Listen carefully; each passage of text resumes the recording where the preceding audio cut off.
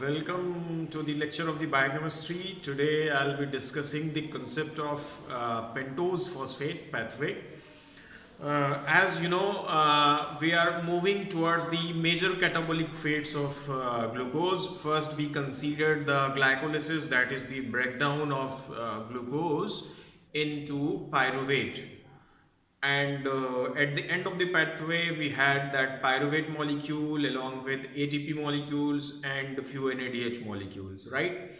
So at the beginning, the glucose is first converted into glucose 6 phosphate. This glucose 6 phosphate can go either way. I mean, it can go to the glycolysis, or this glucose 6 phosphate can have some other metabolic fates. यानी ये जो glucose 6 phosphate बनता है glycolysis के पहले step में, उस glucose 6 phosphate के और भी कैटाबॉलिक फेट्स हो सकते हैं, यानी कि apart from glycolysis it can have some other consequences as well, right? But the major fate of the glucose 6 phosphate remains the glycolytic breakdown of the glucose into pyruvate molecules, that along with the TCA cycle and further the oxidative phosphorylation produces large amount of ATP. That is the major catabolic fate of glucose 6 phosphate, right? So here I am going to discuss the concept of pentose phosphate pathway. This pentose phosphate pathway is also known as hexose monophosphate pathway or hexose monophosphate shunt. So let's begin with, as the name suggests, pentose phosphate pathway.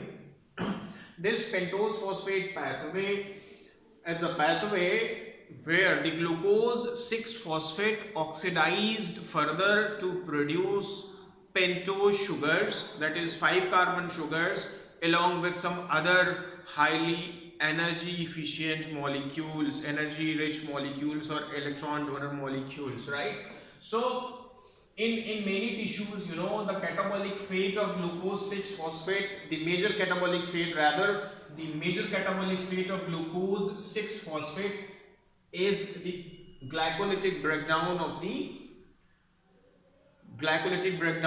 glucose or the glucose 6 phosphate into pyruvate, that is glycolysis, and that further oxidation of the pyruvate, then TCA cycle and oxidative phosphorylation, thereby producing large amount of ATP molecules in order to meet the energy requirements of the cell. But this glucose 6 phosphate does have some other metabolic fates which are minor in consideration. The other catabolic fates of glucose 6 phosphate is in many tissues is oxidation to pentose phosphate pathway, right? So this glucose 6 phosphate is further oxidized to pentose phosphates. It produces pentose phosphates, right? In our body there are variety of tissues and variety of cells. Many cells and tissues have different requirement. Many cells and tissues have specialized function to perform. So depending upon their requirement, the need, depending upon the function they perform, their need or the requirement is quite different from other cell types, right? So in pentose phosphate pathway, two major things are involved.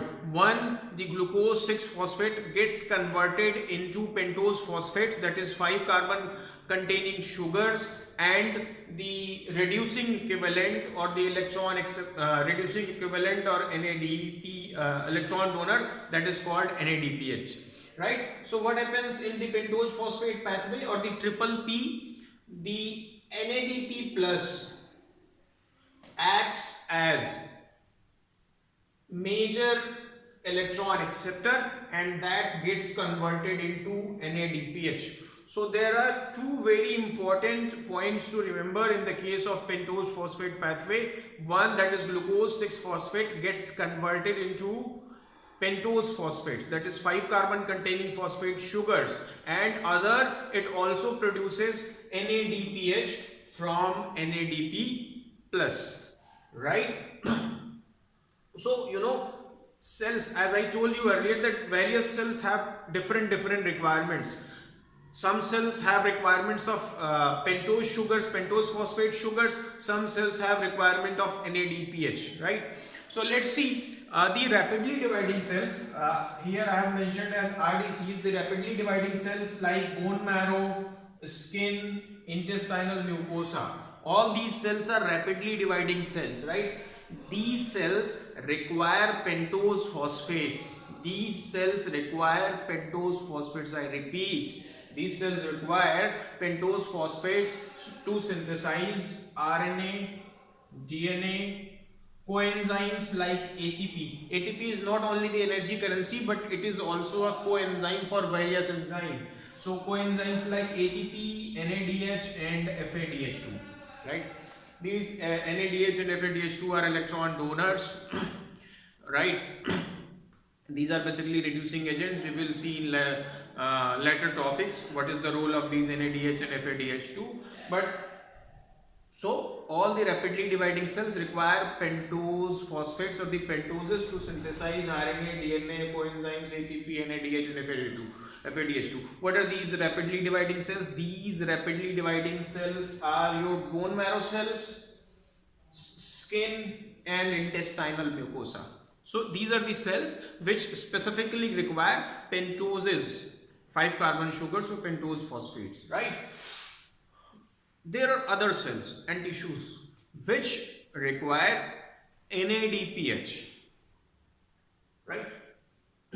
NADPH, this NADPH is a reducing agent, right? This NADPH is basically required in reductive biosynthesis. This NADPH is needed in reductive biosynthesis. I'll tell you what is reductive biosynthesis.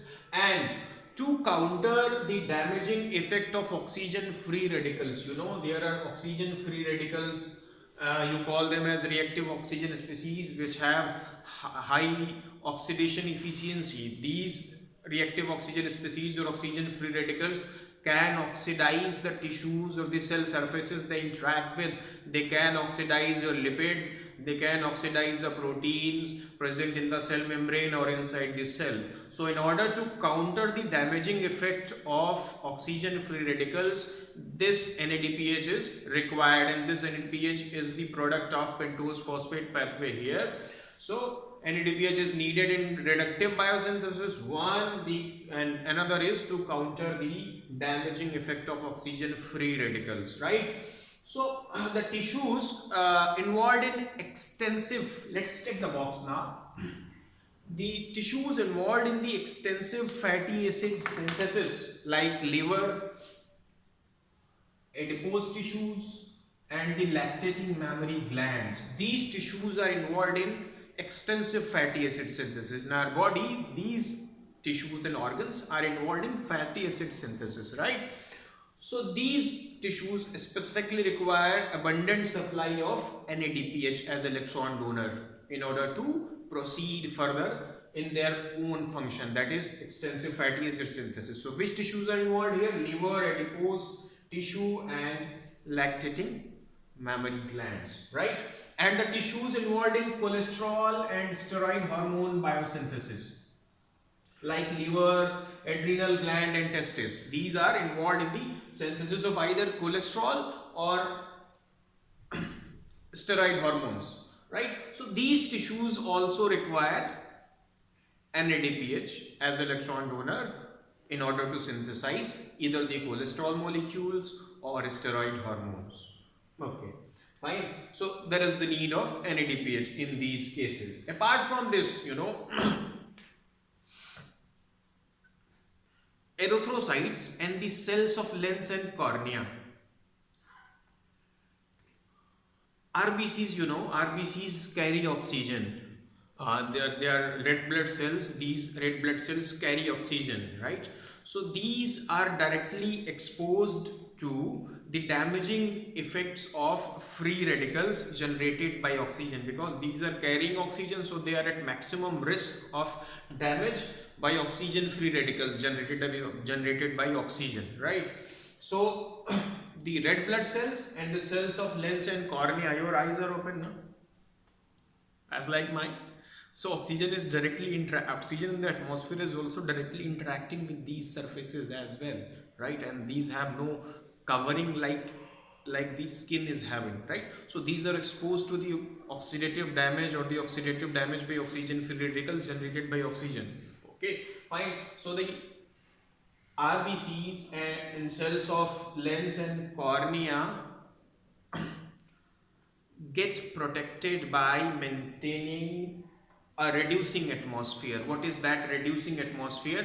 These surfaces are protected by maintaining a reducing atmosphere. That reducing atmosphere means that a high ratio of NADPH to NADP plus. NADPH is electron donor and NADP plus is electron acceptor. So if NADPH to NADP plus ratio is high, will say that the reducing atmosphere is maintained. So whenever the oxygen free radicals are generated, the NADPH will donate electrons to oxygen free radicals and will counter the effect of these oxygen free radicals that may damage the tissue, the proteins, the lipids, or the surfaces on which they are basically interacting, right? So how the cells get rid of oxidative damage caused by oxygen free radicals?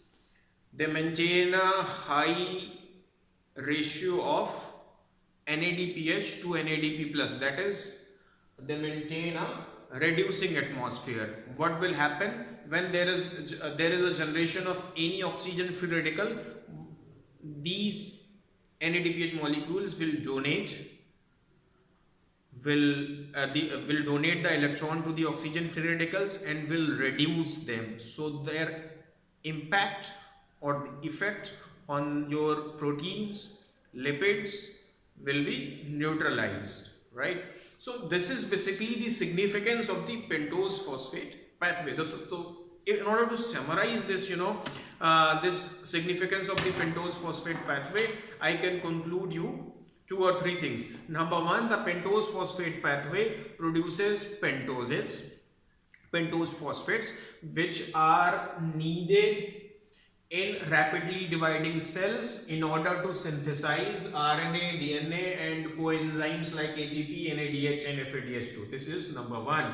Number 2, this pentose phosphate pathway produces NADPH molecules. These NADPH molecules are required in the reductive biosynthesis and required to counter the damaging effect of oxygen free radicals. So in our upcoming next lecture, we will see the exact pathway and the various enzymes involved in the pentose phosphate pathway. And do mind one thing, if any individual is having a genetic defect in the enzyme that converts or that is involved in the first step of the pentose phosphate pathway, that particular individual may suffer multiple ailments due to the absence of the first enzyme of the pentose phosphate pathway, that is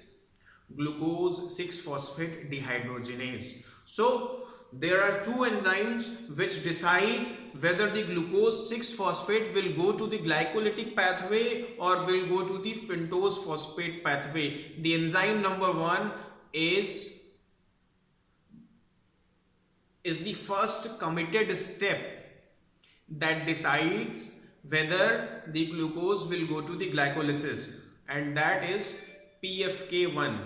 Phosphofructokinase 1 is the enzyme that confirms, that commits the entry of glucose 6-phosphate into glycolysis. The another enzyme is glucose 6-phosphate dehydrogenase that decides that glucose 6-phosphate will now go towards pentose phosphate pathway and will further synthesize pentose phosphate sugars as well as NADPH required by the cells for multiple functions. Thank you so much for the watching. Take care. Happy Diwali.